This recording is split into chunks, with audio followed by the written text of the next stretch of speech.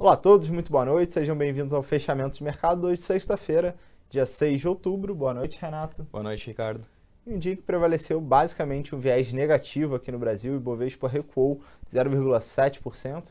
Essa tendência negativa começou logo cedo, a partir do movimento das bolsas internacionais. Tanto a Europa como os Estados Unidos operaram durante boa parte do pregão em baixa. No final do dia, os Estados Unidos até acabou mostrando certa recuperação, mas não o suficiente para reverter a tendência de queda do mercado brasileiro. Basicamente, o que a gente viu hoje como principal influenciador dos negócios foi um dado divulgado logo cedo lá nos Estados Unidos, que foi o dado do payroll, que são os dados oficiais sobre o mercado de trabalho americano. A gente vai falar dele logo a seguir, mas antes vamos mostrar a variação das principais bolsas na tela.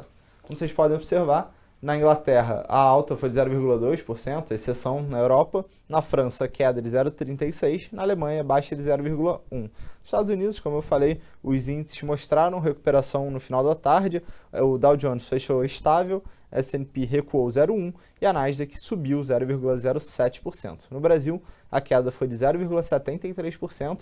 Encerramos a semana aos 76.055 pontos. Ainda assim, no mês, a gente segue com uma alta de 2,37%. Então, a queda de hoje não foi suficiente para reverter a tendência de alta que a gente observou nessa primeira semana do mês de outubro. Renato, o que a gente estava comentando, o payroll, que era a grande expectativa do dia, mostrou um saldo negativo de 33 mil vagas no mês de setembro. A expectativa era de uma criação de 80 mil vagas. Mas o mercado teve uma outra leitura, não foi? Perfeito. Esses dados, numa primeira leitura, eles parecem bastante negativos, né?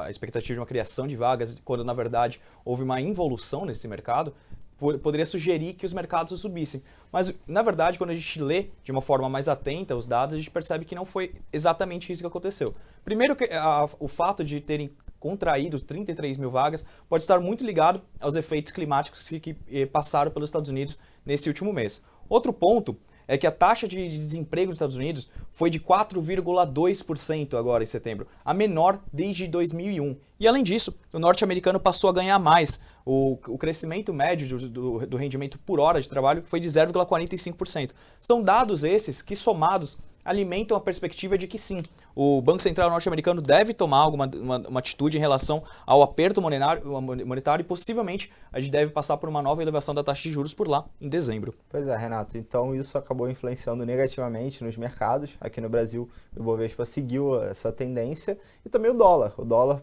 passou por um movimento de apreciação, leve apreciação de 0,2%, cotado na casa dos R$ 3,15. Mas isso influenciou também nas principais oscilações do índice Bovespa. A gente vai ver na tela as principais altas e baixas. Entre as maiores altas, Fibra, Usiminas, Braskem, Suzano e Estácio. Então, basicamente, são diversas ações que se beneficiam de um dólar mais apreciado. O caso da Fibra, Suzano, mais claramente, empresas do setor de papel e celulose, um segmento muito dolarizado. Fibra hoje, destaque absoluto, subindo 4,4%, assim como Usiminas, Braskem e Suzano, 3,1%, e a Estácio, 2,3% de alta. Por outro lado, entre as principais quedas, a gente vê aí Eletrobras, papel que tem tido muita volatilidade nos últimos dias, hoje recuou 3,7%, e tivemos as ações da Gerdau, com queda de 2,9%, BRF e CSN completaram a lista das principais oscilações. Em termos de agenda econômica, a gente comentou sobre o dado do payroll lá nos Estados Unidos, mas aqui no Brasil a agenda também foi importante, né? Perfeito. Por outro lado, a gente tem essa perspectiva de alta de juros no exterior. O outro dado divulgado aqui no Brasil reforça, sim, a perspectiva de que os juros aqui no Brasil devem continuar caindo. Hoje, inclusive, a curva dos DIs ela fechou em alta entre os vencimentos mais longos, refletindo essa percepção de risco maior no exterior, mas aqui, entre os vencimentos curtos, os juros futuros ainda seguem em baixa, refletindo a possibilidade da corte da taxa de juros. Hoje, o principal balizador para esse movimento foi o PCA de setembro.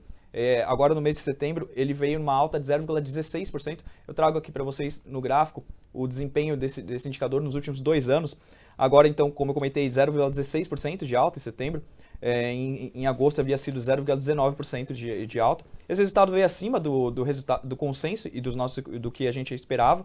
Em uma base anual, a inflação acelerou para 2,54%, de 2,46%, mas reparem que a inflação vem numa trajetória claramente declinante. A grande surpresa no IPCA nesse mês foi a desaceleração da deflação de alimentos domésticos aqui, a mais intensa do que o esperado, veio uma deflação de 0,74%, no mês anterior tinha sido de menos 1,84%. Os destaques nessa categoria foram as frutas, que cresceram 1,74%, e a carne bovina, que cresceu 1,25%. Outros grupos do IPCA, que são mais sensíveis à atividade econômica, como serviços, por exemplo, começaram a mostrar sinais de uma tentativa de aceleração, alinhada com forte atividade econômica durante os últimos meses. Ainda assim, no curto prazo, nós reiteramos nossa expectativa para a inflação. O IPCA deve chegar em 3,2% no final desse ano. Entretanto, para o próximo ano, nós revisamos a nossa estimativa. Até então, nós trabalhávamos com a projeção de 4,5% para o IPCA em 2018, passamos agora para 4,2%, Ricardo. Pois é, mais um número positivo, veio ligeiramente acima da expectativa, mas mostra uma inflação no nível extremamente controlado, rodando aí na casa de 2,5% em base anual, realmente níveis de preços bem razoáveis para o Banco Central continuar a sua política de corte de juros. Falando agora da semana que vem, uma semana um pouco mais curta, lembrando que quinta-feira é feriado, não teremos bolsa aqui no Brasil. Naturalmente, a bolsa na sexta-feira pode ter também um volume financeiro um pouco mais baixo, mas a agenda econômica da semana é importante, tem alguns indicadores relevantes. A gente vê aqui no Brasil, logo segunda-feira, teremos a pesquisa Focus tradicional. Ao longo da semana vão sair a primeira prévia do IGPM e as vendas no varejo do mês de agosto. Nos Estados Unidos, a agenda bem importante também, com destaque para a ata do FONC. Além disso, teremos vendas de varejo e o índice de preços ao consumidor e ao produtor, são dois indicadores de inflação nos Estados Unidos. Zona do euro, produção industrial e índice de confiança do consumidor, são dados relevantes. E na China, após uma semana inteira de feriado, semana que vem a China volta aos negócios, também com agenda econômica, teremos a divulgação da balança comercial e do PMI de composto e também o de serviços. Então, ao longo dos próximos dias, uma série de indicadores econômicos. E, é claro, a gente nunca deixa de ressaltar a importância da pauta política aqui no Brasil, que deve continuar guiando os mercados locais. E por falar em feriado, segunda-feira é feriado nos Estados Unidos, Columbus Day. Isso sempre traz, reduz, na verdade, o giro de negócio aqui no Brasil. Isso pode trazer uma volatilidade maior para os mercados. Então, vamos ficar de olho nisso. Com certeza. Vamos ficando por aqui. Obrigado a todos pela audiência. Boa noite e um bom final de semana. Bom fim de semana e até a próxima.